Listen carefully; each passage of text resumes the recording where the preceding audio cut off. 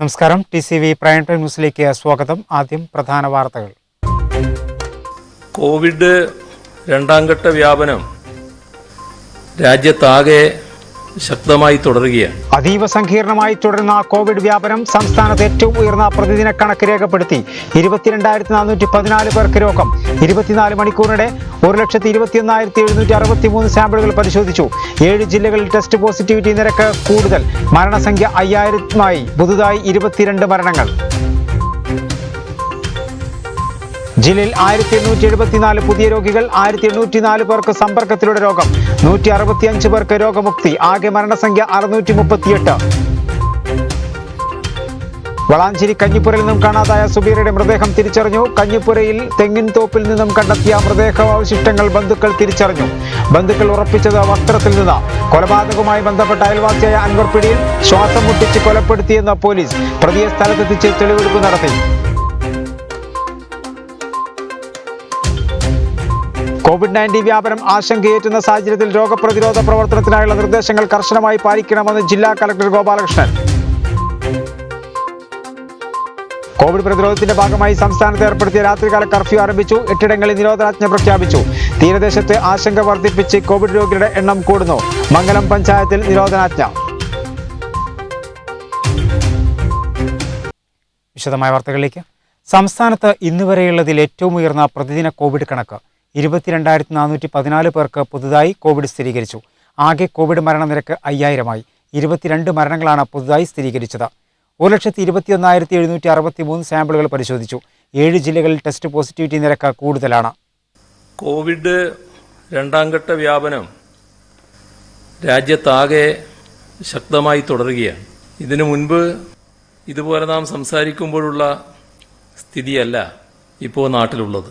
ഇന്ന് മാത്രം സംസ്ഥാനത്ത് 1,21,763 ടെസ്റ്റുകൾ നടന്നു. അതിൽ 22,414 പേർ കോവിഡ് ബാധിതരാണെന്ന് കണ്ടെത്തി.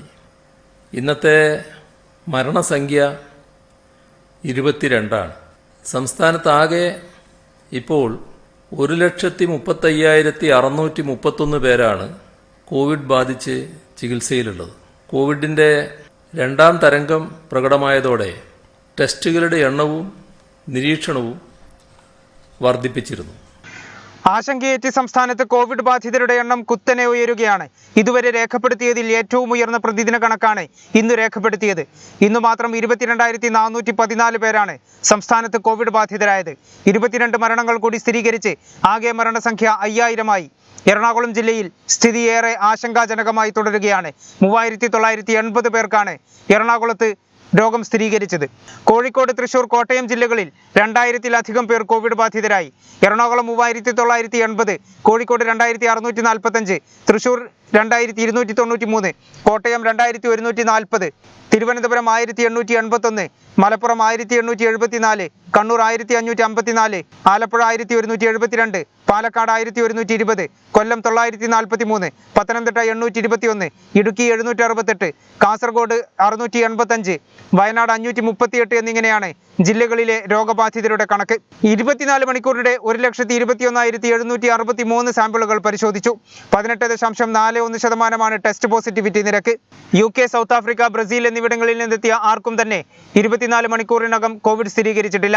ഇന്ന് രോഗം സ്ഥിരീകരിച്ചവരിൽ 206 പേർ സംസ്ഥാനത്തിന് പുറത്തുനിന്നെത്തിയവരാണ്. 20,771 പേർക്ക് സമ്പർക്കത്തിലൂടെയാണ് രോഗം. 1,332 പേരുടെ സമ്പർക്ക ഉറവിടം വ്യക്തമല്ല. 105 ആരോഗ്യ പ്രവർത്തകർക്കും രോഗം ബാധിച്ചു. രോഗം സ്ഥിരീകരിച്ച് ചികിത്സയിലായിരുന്ന 5,431 പേരുടെ പരിശോധനാ ഫലം നെഗറ്റീവായി. ഇതോടെ 1,35,631 പേരാണ് രോഗം സ്ഥിരീകരിച്ച് ഇനി ചികിത്സയിലുള്ളത്. 11,54,102 പേർ ഇതുവരെ രോഗമുക്തരായിട്ടുണ്ട്. സംസ്ഥാനത്തെ വിവിധ ജില്ലകളിലായി 3,20,237 പേരാണ് ഇപ്പോൾ നിരീക്ഷണത്തിലുള്ളത്. ഇവരിൽ 3,05,836 പേർ വീട്ടിലോ ഇൻസ്റ്റിറ്റ്യൂഷണൽ ക്വാറന്റൈനിലുമാണ്. 14,401 പേർ ആശുപത്രികളിലും നിരീക്ഷണത്തിൽ കഴിയുന്നു. 18 പുതിയ ഹോട്ട്സ്പോട്ടുകളാണുള്ളത്. ഒരു പ്രദേശത്തെയും ഹോട്ട്സ്പോട്ടിൽ നിന്നും ഒഴിവാക്കിയിട്ടില്ല. നിലവിൽ ആകെ 511 ഹോട്ട്സ്പോട്ടുകളാണുള്ളത്. കോവിഡ്-19 ജില്ലയിൽ 1,874 പേർക്ക് കൂടി രോഗബാധ. 165 പേർക്ക് രോഗമുക്തി. നേരിട്ടുള്ള സമ്പർക്കത്തിലൂടെ 1,804 പേർക്ക് രോഗബാധ. 67 പേർക്ക് ഉറവിടമറിയാതെ രോഗം ബാധിച്ചു. സംസ്ഥാനത്ത് കോവിഡ് വ്യാപനത്തിന്റെ തോത് അതീവ സങ്കീർണമായി തുടരുകയാണ്. ജില്ലയിൽ 1874 പേർക്കാണ് പുതുതായി രോഗബാധ സ്ഥിരീകരിച്ചത്. നേരിട്ടുള്ള സമ്പർക്കത്തിലൂടെ 1804 പേർക്കും 2 ആരോഗ്യ പ്രവർത്തകർക്കും രോഗം ബാധിച്ചു. 67 പേർക്ക് ഉറവിടമറിയാതെയാണ് രോഗബാധയുണ്ടായത്. 165 പേർ രോഗമുക്തരായി ആശുപത്രി വിട്ടു. നിലവിൽ രോഗബാധിതരായി 12,813 പേരാണ് ചികിത്സയിൽ കഴിയുന്നത്. ജില്ലയിലാകെ 28,859 പേർ നിരീക്ഷണത്തിൽ കഴിയുന്നുണ്ട്. പ്രതിദിന രോഗബാധിതരുടെ എണ്ണം അനുദിനം വർദ്ധിക്കുമ്പോൾ നേരിട്ടുള്ള സമ്പർക്കമാണ് പ്രധാന വെല്ലുവിളി തീർക്കുന്നത്. കോവിഡ് പ്രത്യേക ചികിത്സാ കേന്ദ്രങ്ങളായ ആശുപത്രികളിൽ 322 പേരും വിവിധ കോവിഡ് ഫസ്റ്റ് ലൈൻ ട്രീറ്റ്മെന്റ് സെന്ററുകളിൽ 200 പേരും 178 പേർ സെക്കൻഡ് ലൈൻ ട്രീറ്റ്മെന്റ് സെന്ററുകളിലുമാണ് ചികിത്സയിൽ കഴിയുന്നത്. ശേഷിക്കുന്നവർ വീടുകളിലും മറ്റുമായി നിരീക്ഷണത്തിൽ കഴിയുകയാണ്. കഴിഞ്ഞ ദിവസങ്ങളിൽ 5 മരണം കൂടി സ്ഥിരീകരിച്ച് ഇതുവരെ 638 പേരാണ് കോവിഡ് ബാധിതരായി ജില്ലയിൽ മരിച്ചത്. കോവിഡ് വ്യാപനം വർദ്ധിക്കുന്ന സാഹചര്യത്തിൽ ആരോഗ്യ ജാഗ്രത പൂർണ്ണമായും ഉറപ്പാക്കണമെന്ന് ജില്ലാ medical officer doctor K Sakeena ആവർത്തിച്ചറിയിച്ചു. വീടുകളിൽ നിന്നും പുറത്തിറങ്ങുന്നവരും പൊതുസമ്പർക്കത്തിൽ ഏർപ്പെടുന്നവരും കോവിഡ് ബാധ തടയാനുള്ള മുൻകരുതലുകൾ സ്വീകരിക്കണം. ഏതെങ്കിലും വിധത്തിലുള്ള ആരോഗ്യ പ്രശ്നങ്ങൾ ഉണ്ടായാൽ അടുത്തുള്ള ആരോഗ്യ കേന്ദ്രം, ജില്ലാതല കൺട്രോൾ സെൽ, ആരോഗ്യ പ്രവർത്തകർ എന്നിവരുമായി ഫോണിൽ ബന്ധപ്പെടണം. ഒരു കാരണവശാലും നേരിട്ട് ആശുപത്രികളിൽ പോകരുതെന്നും ജില്ലാ മെഡിക്കൽ ഓഫീസർ അറിയിച്ചു. മംഗലം പഞ്ചായത്തിൽ കോവിഡ് സൂപ്പർ സ്പ്രെഡ് വ്യാപന സാധ്യത കണക്കിലെടുത്ത് ഇന്ന് രാത്രി 9 മുതൽ നിരോധനാജ്ഞ പ്രഖ്യാപിച്ചു. പ്രതിരോധ പ്രവർത്തനങ്ങൾ ആരംഭിച്ചതായി മംഗലം ഗ്രാമപഞ്ചായത്ത് പ്രസിഡന്റ് CP കുഞ്ഞുട്ടി അറിയിച്ചു. കോവിഡ് പോസിറ്റീവ് നിരക്ക് 40% മുകളിലെത്തിയ സാഹചര്യത്തിലാണ് ആരോഗ്യ പ്രവർത്തകരുടെ നേതൃത്വത്തിൽ പ്രതിരോധ പ്രവർത്തനങ്ങൾ ഊർജിതമാക്കിയിരിക്കുന്നത്. ബുധനാഴ്ച രാത്രി മുതൽ ഏപ്രിൽ 30 വരെ ജില്ലാ കളക്ടർ നിരോധനാജ്ഞ പ്രഖ്യാപിച്ചിട്ടുണ്ട്. അടിയന്തരമായി മതസംഘടനകളുടെ യോഗം ഇന്ന് വിളിച്ചു ചേർക്കും. വ്യാപാര സ്ഥാപനങ്ങളിൽ ഇന്നു മുതൽ കടുത്ത നിയന്ത്രണം വരും. എല്ലാവരുടെയും സഹകരണം വേണമെന്നും പഞ്ചായത്ത് പ്രസിഡന്റ് CP കുഞ്ഞുട്ടി ആവശ്യപ്പെട്ടു. മംഗലം പഞ്ചായത്ത് ടെസ്റ്റ് പോസിറ്റിവിറ്റി നിരക്ക് 40% മുകളിലെത്തിയിരിക്കുകയാണ്. അതിജാഗരൂകരാകേണ്ട സമയമാണ് പഞ്ചായത്തിന് ഇന്ന് നിലവിൽ വന്നിട്ടുള്ളത്. ആരോഗ്യ പ്രവർത്തകരും മെഡിക്കൽ ഓഫീസറും SIയും പഞ്ചായത്ത് മജിസ്ട്രേറ്റ്, സെക്ടറൽ മജിസ്ട്രേറ്റ്, അതേപോലുള്ള പഞ്ചായത്ത് ജീവനക്കാർ എല്ലാവരും ഒത്തൊരുമിച്ചിട്ടുള്ള ഒരു പ്രവർത്തനം ഇപ്പോൾ മംഗലം പഞ്ചായത്തിൽ സംജാതമായിട്ടുണ്ട്. അതോടൊപ്പം തന്നെ വാർഡ് സാനിറ്റേഷൻ കമ്മിറ്റി, RRT പോലുള്ള എല്ലാ പ്രവർത്തനങ്ങളും കൃത്യമായിട്ട് നടത്തി പോരുന്നുണ്ട്. ജനങ്ങൾ ജാഗരൂകരാവേണ്ട സമയമാണ്. എല്ലാവരും പഞ്ചായത്തുമായി ബന്ധപ്പെട്ട് സഹകരിക്കണമെന്ന് അഭ്യർത്ഥിക്കുകയാണ്. അതോടൊപ്പം തന്നെ ജില്ലാ കളക്ടർ നിരോധനാജ്ഞ ഇന്ന് മുതൽ രാത്രി കാലങ്ങളിലും പകലും ഫുൾ ടൈം ഏപ്രിൽ 30-ാം തീയതി വരെ നിരോധനാജ്ഞ പ്രഖ്യാപിച്ചിരിക്കുകയാണ്. ആളുകൾ കൂട്ടം കൂടി നിൽക്കാനോ മറ്റുള്ള കാര്യങ്ങളോ ഉണ്ടാവരുത് എന്ന് അപേക്ഷിക്കുകയാണ്. അതോടൊപ്പം തന്നെ അവരുടെ സുരക്ഷ അവർ തന്നെ ഉറപ്പെടുത്തണം. പള്ളി, മദ്രസ, ആരാധനാലയങ്ങളും മറ്റുള്ളതൊക്കെ വളരെ കണിശമായിട്ട് സുരക്ഷ പുലർത്തിക്കൊണ്ട് മുന്നോട്ട് പോകണം. വിവാഹം, മറ്റുള്ള പരിപാടികളൊക്കെ തൽക്കാലം പരമാവധി നിർത്തിവെച്ചുകൊണ്ട് മുന്നോട്ട് പോകണമെന്ന് അഭ്യർത്ഥിച്ചു. ഒരു ഇടവേള. വാർത്തകൾ തുടരുന്നു. കഞ്ഞിപ്പുരയിൽ നിന്നും കണ്ടെത്തിയ മൃതദേഹം സുബീറയുടേത് തന്നെയെന്ന് തിരിച്ചറിഞ്ഞു. വസ്ത്രത്തിന്റെ അവശിഷ്ടങ്ങളിൽ നിന്ന് ബന്ധുക്കളാണ് മൃതദേഹം തിരിച്ചറിഞ്ഞത്. പ്രതികുറ്റം സമ്മതം നടത്തിയതായി പോലീസ് അറിയിച്ചു. മോഷണത്തിനായാണ് കൊല നടത്തിയതെന്നാണ് പോലീസ് ഭാഷ്യം. കഴിഞ്ഞ ദിവസം വൈകുന്നേരത്തോടെയാണ് ചോറ്റൂരിലെ ചെങ്കൽ ക്വാറിക്കു സമീപത്തെ തെങ്ങിൻ തോപ്പിൽ നിന്നും പെൺകുട്ടിയുടെ മൃതദേഹാവശിഷ്ടങ്ങൾ ലഭിച്ചത്. ഇതോടൊപ്പം വസ്ത്രത്തിന്റെ അവശിഷ്ടവും കണ്ടെത്തിയിരുന്നു. മൃതദേഹം സുബിറയുടേത് തന്നെയെന്ന നിഗമനത്തിലായിരുന്നു പോലീസ്. ഇതിനിടയിലാണ് ബന്ധുക്കളെത്തി സുബിറയുടെ വസ്ത്രത്തിന്റെ അവശിഷ്ടങ്ങളിൽ നിന്ന് മൃതദേഹം സുബിറയുടേത് തന്നെയെന്ന് ഉറപ്പിച്ചത്. സുബിറയുടെ വീട്ടിന് തൊട്ടടുത്തുള്ള ചെങ്കൽ ക്വാറിയോട് ചേർന്നുള്ള പറമ്പിലാണ് മണ്ണിട്ട് മൂടിയ നിലയിൽ മൃതദേഹം കണ്ടെത്തിയത്. പ്രതിയായ സുബിറയുടെ അയൽവാസി അൻവറിനെ ഇന്നലെ തന്നെ കസ്റ്റഡിയിലെടുത്തിരുന്നു. ബുധനാഴ്ച രാവിലെയാണ് അൻവറിന്റെ അറസ്റ്റ് രേഖപ്പെടുത്തിയത്. മോഷണത്തിനായാണ് കൊല നടത്തിയതെന്ന് പോലീസ് പറയുന്നു. സുബിറ ഫർഹത്തിനെ കടന്നുപിടിച്ച് മുഖം പൊത്തി പൊന്തക്കാട്ടിലേക്ക് പിടിച്ചുകൊണ്ടുപോയി കൊലപ്പെടുത്തുകയാണുണ്ടായതെന്ന് പ്രതി സമ്മതിച്ചതായി പോലീസ് പറഞ്ഞു. യുവതിയുടെ 3.5 പവൻ സ്വർണ്ണാഭരണം കൈക്കലാക്കിയ ശേഷം മൃതദേഹം കുഴിച്ചുമൂടിയെന്നും പ്രതി സമ്മതിച്ചിട്ടുണ്ട്. ആദ്യമായിട്ട് ഇതൊരു മർഡറാണെന്ന് മനസ്സിലാക്കിയിട്ടുണ്ട്. അപ്പോൾ അതിൻ്റെ ഇൻക്വസ്റ്റ് കഴിഞ്ഞിരിക്കുകയാണ്. ബോഡിയിൽ ധരിച്ചിരുന്ന വസ്ത്രത്തിൽ നിന്ന് ആ കുട്ടിയുടേതാണ് ആ വസ്ത്രമെന്ന് ബന്ധുക്കൾ തിരിച്ചറിഞ്ഞിട്ടുണ്ട്. ഇനി എങ്ങനെയാണത് മരണപ്പെട്ടതെന്നും എന്തെല്ലാം എവിഡൻസ് കളക്ട് ചെയ്യുന്നതിന് വേണ്ടിയിട്ട് മഞ്ചേരി മെഡിക്കൽ കോളേജിലേക്ക് ബോഡി അയക്കുകയാണ്. തുടർന്ന് പ്രതിയുമായിട്ട് കൂടുതൽ തെളിവെടുപ്പ് നടത്താൻ ഉദ്ദേശിക്കുന്നുണ്ട്. പ്രതിയുടെ കുറ്റസമ്മതപ്രകാരമാണ് ബോഡി നമ്മൾ മണ്ണിനടിയിൽ നിന്ന് കണ്ടെടുത്തിട്ടുള്ളത്. അതുപോലെ പ്രതി ചെയ്ത ഓരോ റോബറി നടത്തിയിട്ടുണ്ട്. അതിൻ്റെ ആഭരണങ്ങളും അതുപോലെ തന്നെ സംഭവം നടത്തിയ സ്ഥലമെല്ലാം പ്രതി കുറ്റസമ്മതത്തിൽ പറഞ്ഞിട്ടുണ്ട്. ആയുധപ്രകാരമുള്ള തെളിവെടുപ്പ് തുടർന്ന് നടത്തുന്നത്. ഈ മോഷണം എന്നുള്ളത് മാത്രമാണ് സമ്മതിച്ചിട്ടുള്ളത് പുള്ളി? പ്രാഥമികമായിട്ട് റോബറിയാണ് സമ്മതിച്ചിട്ടുള്ളത്. മറ്റു കാര്യങ്ങളെ കുറിച്ചുള്ള അന്വേഷണം നടത്തിക്കൊണ്ടിരിക്കുകയാണ്. സംഭവ സ്ഥലത്ത് വെച്ച് കൊലപ്പെടുത്തിയതിന് ശേഷം ചാക്കിൽ കെട്ടിയിട്ട് ഇവിടെ കൊണ്ടുവന്ന് ഡിസ്പോസ് ചെയ്യുകയാണ് ചെയ്തത്. മണ്ണിട്ട് മൂടിയതാണ്. ഇവിടേക്ക് പിന്നെ കൊണ്ടുവന്നാണ്. അതെ. എവിടെ വെച്ച് സംഭവ സ്ഥലം എവിടെയാണെന്നുള്ളത് പ്രതിയായിട്ട് ചോദിച്ചിട്ട് അങ്ങോട്ട് പോകുന്നതാണ്. ഇത് നേരത്തെ ഈ മിസ്സിംഗ് ആയിരുന്നല്ലോ പോലീസ് കേസ് എടുത്തിരുന്നത്. ഇതിപ്പോൾ ഇയാളിലേക്ക് എങ്ങനെയാണ് എത്തുന്നത്? മിസ്സിംഗ് ആയിട്ടാണ് നമ്മൾ കഴിഞ്ഞ കേസെടുത്തത്. തുടർന്ന് ഒരു മാസത്തോളം മിസ്സിംഗ് എങ്ങനെ ഉണ്ടായി എന്നുള്ളതിനെ കുറിച്ചുള്ള അന്വേഷണമായിരുന്നു. ഒരു നിലയ്ക്കും നമുക്ക് അത് എങ്ങനെയാണ് മിസ്സിംഗ് ഉണ്ടായത് എന്നുള്ളതിന് ഒരു തെളിവും ലഭിക്കാത്ത സാഹചര്യത്തിലാണ് വീണ്ടും നമ്മൾ ഈ ലൊക്കേഷൻ, അതായത് കുട്ടിയുടെ വീടും പരിസരത്തും വീണ്ടും അന്വേഷണം കോൺസെൻട്രേറ്റ് ചെയ്തത്. പ്രത്യേകിച്ച് മലപ്പുറം SP ശ്രീ സുജിത് ദാസ് IPS അവറുകളുടെ പ്രത്യേക നിർദ്ദേശവും റിവ്യൂവും എല്ലാം കൊണ്ടാണ് നമുക്ക് അത്രയും പെട്ടെന്ന് നമുക്ക് പ്രതികളെ പിടിക്കാനായിട്ട് സാധിച്ചത്. മൃതദേഹത്തിനായി തിരച്ചിൽ നടക്കുമ്പോൾ പ്രതിയായ അൻവറും തിരച്ചിലിന് നാട്ടുകാർക്കും പോലീസിനും ഒപ്പം ചേർന്നു. അന്വേഷണം വഴിതെറ്റിക്കാൻ ശ്രമിച്ചിരുന്നു. ചിലയിടത്ത് മണ്ണു മാറ്റാനുള്ള പോലീസിന്റെ ശ്രമം പ്രതി തടഞ്ഞതാണ് പ്രതിക്കുമേൽ സംശയം മൂർച്ഛിക്കാൻ കാരണം. മൃതദേഹാവശിഷ്ടം കണ്ടെത്തിയതോടെ പ്രതിയായ അൻവർ പതിയെ സംഭവസ്ഥലത്ത് നിന്ന് മുങ്ങുകയും ചെയ്തു. പിന്നീട് വീട്ടിലെത്തിയാണ് അൻവറിനെ അറസ്റ്റ് ചെയ്തത്. ചോറ്റൂർ സ്വദേശി കബീറിന്റെ മകളായ സുബിറ ഫർഹത്തിനെ മാർച്ച് 10-നാണ് കാണാതായത്. ജോലി ചെയ്യുന്ന വെട്ടിച്ചിറയിലെ സ്വകാര്യ ക്ലിനിക്കിലേക്ക് അന്നേ ദിവസം രാവിലെ പോയതായിരുന്നു. എന്നാൽ മണിക്കൂറുകൾ കഴിഞ്ഞിട്ടും യുവതി ക്ലിനിക്കിലെത്താതിരുന്നതിനെ തുടർന്ന് സ്ഥാപന ഉടമ വീട്ടുകാരെ ബന്ധപ്പെട്ടപ്പോഴാണ് യുവതിയെ കാണാതായ വിവരം വീട്ടുകാർ അറിയുന്നത്. തുടർന്ന് ബന്ധുക്കൾ പോലീസിൽ പരാതി നൽകി. പോലീസിന്റെ അന്വേഷണത്തിലും യുവതിയെക്കുറിച്ച് വിവരം ലഭിച്ചിരുന്നില്ല. ജോലി സ്ഥലത്തേക്ക് പോകുന്ന വഴിയിലെ CCTV ക്യാമറയിൽ പെൺകുട്ടി നടന്നു പോകുന്ന ദൃശ്യങ്ങളുണ്ടായിരുന്നെങ്കിലും പിന്നീട് എവിടെ പോയി എന്നതിന് തെളിവ് കിട്ടാതായതോടെ വീടിന് ചുറ്റുവട്ടം കേന്ദ്രീകരിച്ചാണ് പോലീസ് പിന്നീട് അന്വേഷണം നടത്തിയത്. സുബിറയെ കൊലപ്പെടുത്തിയ അൻവറിനെ കുടുക്കിയത് പോലീസിന്റെ മിടുക്ക്. 40 ദിവസത്തെ സൂക്ഷ്മമായ അന്വേഷണങ്ങൾക്കൊടുവിലാണ് പ്രതിയെ കുടുക്കിയത്. 1.5 മാസം നീണ്ട അന്വേഷണങ്ങൾക്കൊടുവിൽ പുറത്തുവരുന്നത് മനസാക്ഷിയെ ഞെട്ടിക്കുന്ന വിവരങ്ങളാണ്. 40 ദിവസത്തെ അന്വേഷണങ്ങൾക്ക് ശേഷമാണ് മനസ്സാക്ഷിയെ നടുക്കിയ ക്രൂര കൊലപാതകത്തിന്റെ ചുരുളഴിയുന്നത്. മാർച്ച് 10-ന് സുബിറയെ കാണാതായ ദിവസത്തെ CCTV ദൃശ്യങ്ങൾ തേടിയ പോലീസ് അന്നു മുതൽ തന്നെ ചുറ്റുവട്ടത്തുള്ള ആളുകളുമായി ബന്ധപ്പെട്ട് അന്വേഷണം തുടങ്ങിയിരുന്നു. ചില വിവരങ്ങൾ ലഭിക്കുകയും ചെയ്തു. എന്നാൽ പോലീസ് ഇത് രഹസ്യമാക്കി വെച്ച് അന്വേഷണം തുടർന്നു. കുറച്ചു ദിവസങ്ങൾക്ക് മുൻപ് കുട്ടി ഇപ്പോഴും ജീവിച്ചിരിപ്പുണ്ടാകാൻ സാധ്യതയുണ്ടെന്ന രീതിയിൽ പ്രദേശത്ത് പ്രചാരണം നടത്തി പ്രതിയുടെ പ്രവർത്തനങ്ങൾ നിരീക്ഷിച്ച പോലീസ് ഇന്നലെ ഉച്ചയോടെ വ്യക്തമായ തെളിവുകൾ ലഭിച്ച ശേഷമാണ് പ്രതിയായ അൻവറിന്റെ ഉടമസ്ഥതയിലുള്ള ചെങ്കൽ ക്വാറിയിൽ കൂട്ടിയിട്ടിരിക്കുന്ന മണ്ണിൽ പരിശോധന നടത്തിയത്. JCB കൊണ്ട് മണ്ണ് മാന്തുന്ന സമയത്തും അൻവർ ഈ സ്ഥലത്തുണ്ടായിരുന്നു. മണ്ണിൽ നിന്നും മൃതദേഹം കിട്ടുന്നതിന് തൊട്ടു മുൻപ് അൻവർ സ്ഥലത്തു നിന്നും മുങ്ങി. തുടർന്ന് അൻവറിനെ അയാളുടെ വീട്ടിലെത്തിയാണ് അറസ്റ്റ് ചെയ്തത്. തിരൂർ DYSP K സുരേഷ് ബാബുവിന്റെ നേതൃത്വത്തിലുള്ള പ്രത്യേക അന്വേഷണ സംഘമാണ് കേസ് അന്വേഷിച്ചത്. മാസ്ക് ഉൾപ്പെടെ മുഖം പൊത്തി ശ്വാസം മുട്ടിച്ചാണ് സുബിറയെ കൊലപ്പെടുത്തിയതെന്ന് പ്രതിയായ അൻവർ. തുടർന്ന് ചാക്കിൽ കെട്ടി ഒളിപ്പിച്ചു പറമ്പിൽ കൊണ്ടുവന്ന് കുഴിച്ചിടുകയായിരുന്നു. തെളിവെടുപ്പിനിടെ പ്രതി പോലീസിനോട് സമ്മതിച്ച കാര്യങ്ങളാണിത്. കൊലയ്ക്ക് പിന്നിൽ മറ്റെന്തെങ്കിലും കാരണങ്ങളുണ്ടോ എന്ന് അന്വേഷിച്ചു വരികയാണ്.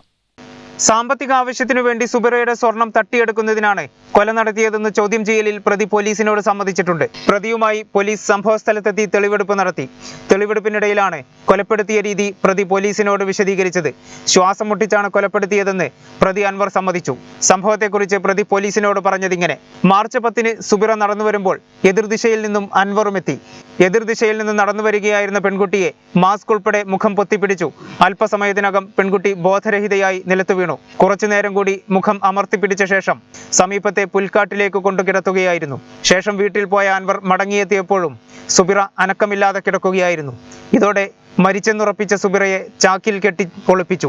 ശേഷം ചെങ്കൽ ക്വാറിക്കു സമീപത്തെ തെങ്ങിൻ തോപ്പിലെത്തിച്ച് കുഴിയെടുത്ത് മറവ് ചെയ്യുകയായിരുന്നു.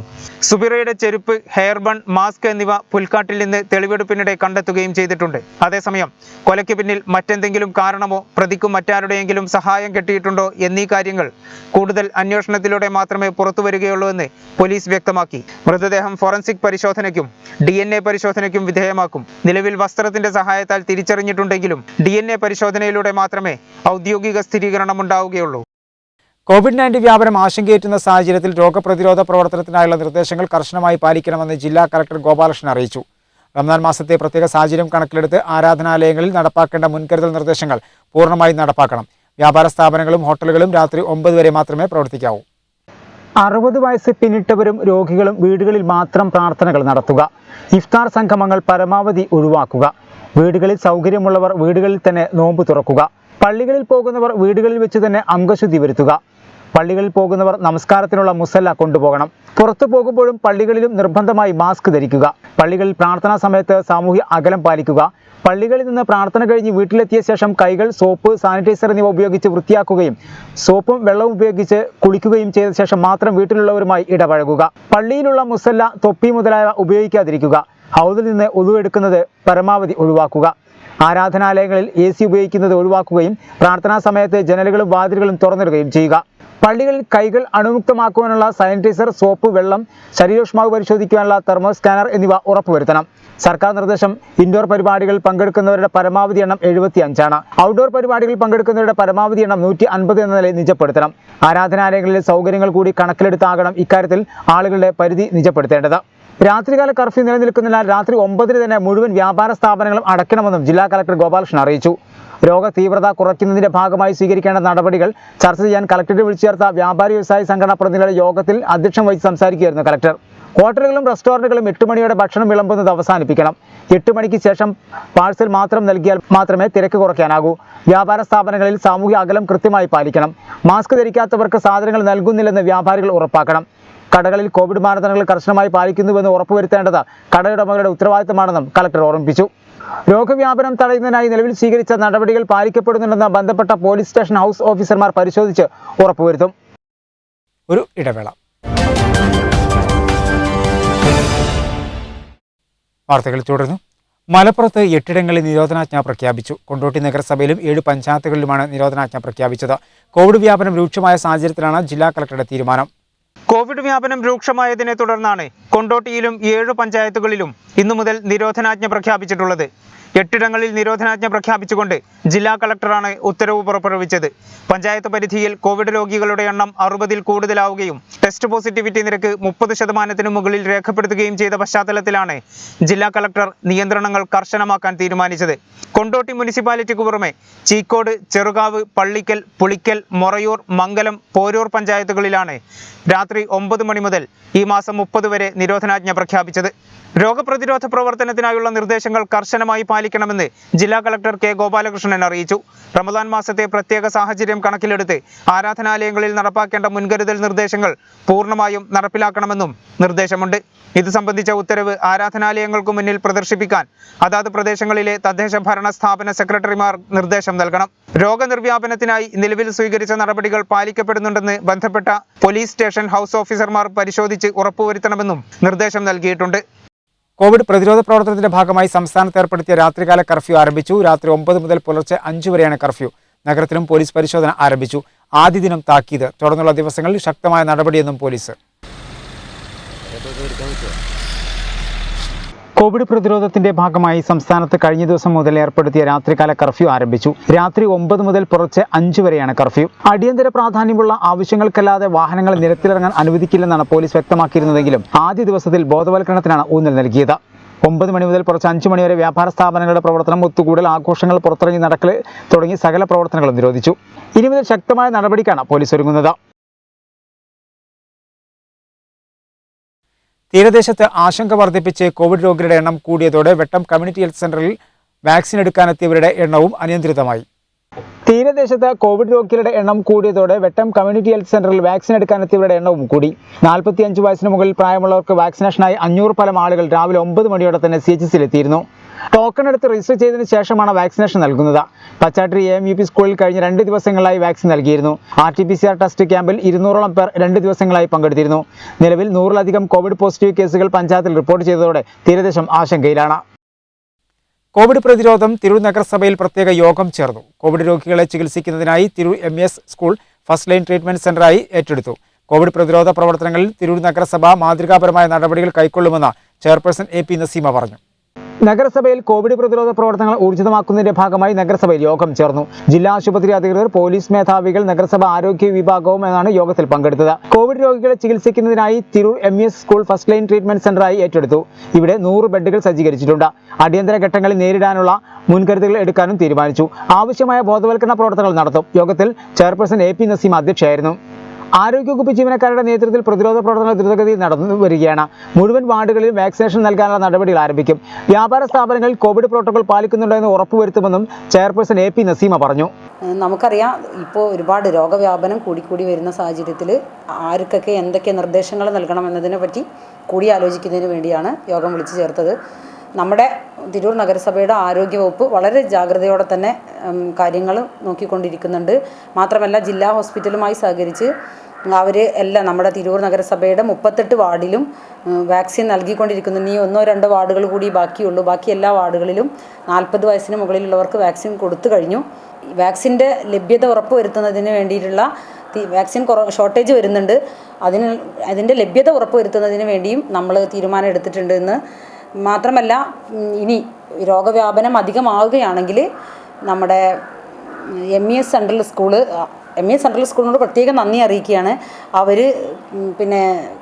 അവിടെ ഈ കോവിഡ് ബാധിച്ച രോഗികൾക്ക് താമസിക്കാനുള്ള സൗകര്യം കൂടി ചെയ്തു തന്നിട്ടുണ്ട്. 100ഓളം ബെഡുകളും അവരുടെ 45ഓളം ടോയ്ലറ്റുകളും അടങ്ങുന്ന ഒരു സെക്ഷൻ തന്നെ നമുക്കായിട്ട് വിട്ടു തന്നിട്ടുണ്ട്.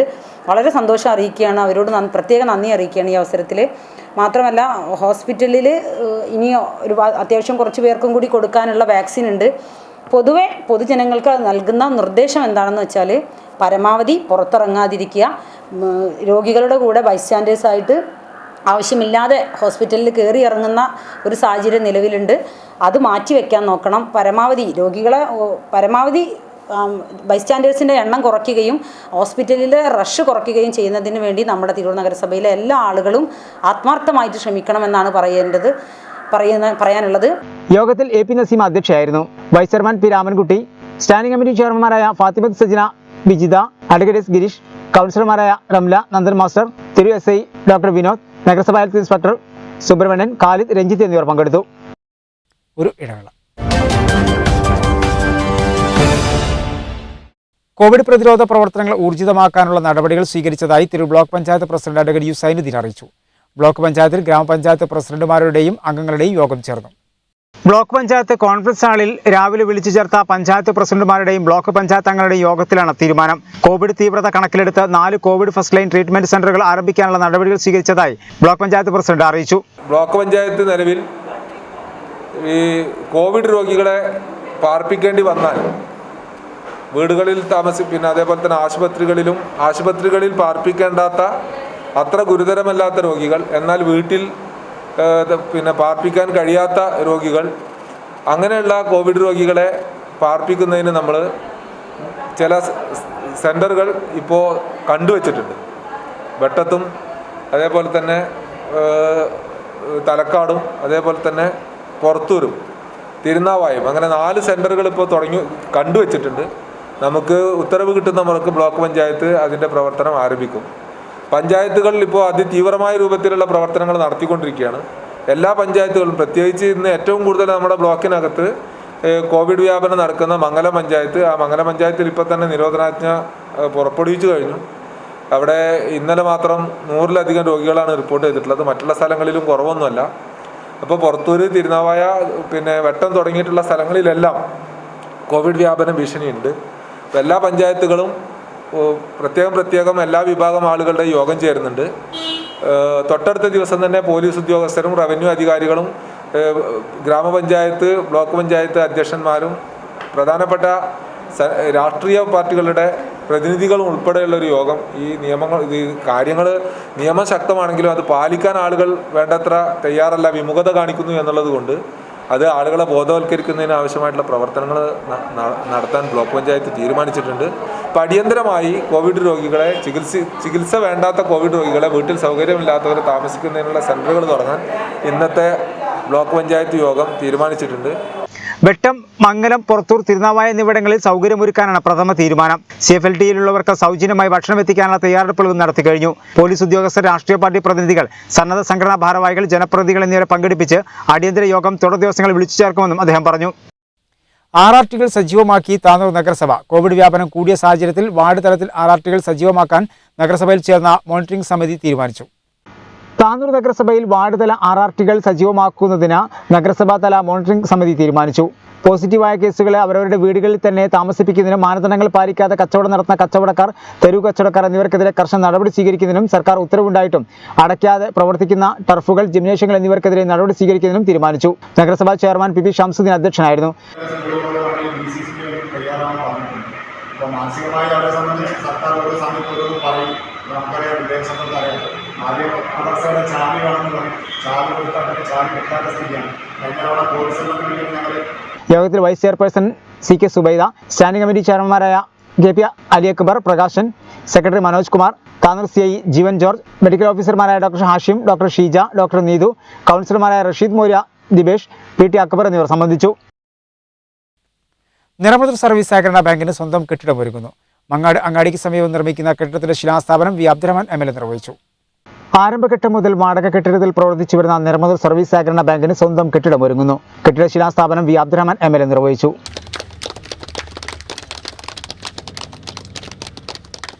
നമ്മുടെ പഞ്ചായത്തിനെ സംബന്ധിച്ചിടത്തോളം മറ്റു പ്രധാനപ്പെട്ട കേന്ദ്രങ്ങളൊന്നുമില്ല.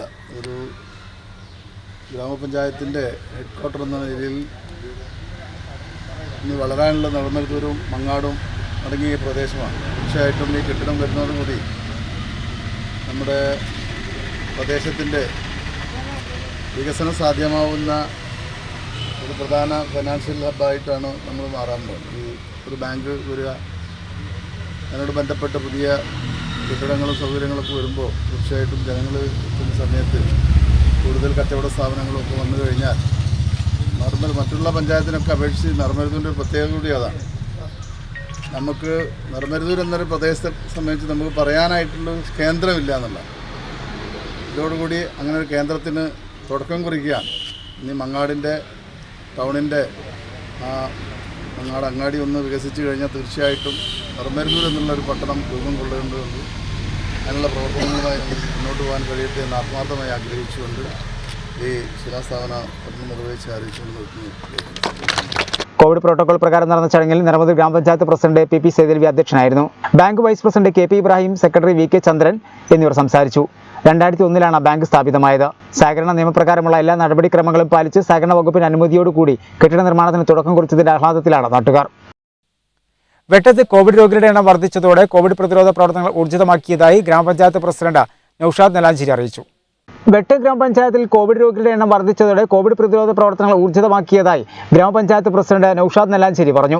കഴിഞ്ഞ ദിവസം ചേർന്ന ബോർഡ് മീറ്റിംഗിൽ കോവിഡ് മാനേജ്മെന്റ് കമ്മിറ്റി രൂപീകരിച്ചതായി പ്രസിഡന്റ് പറഞ്ഞു.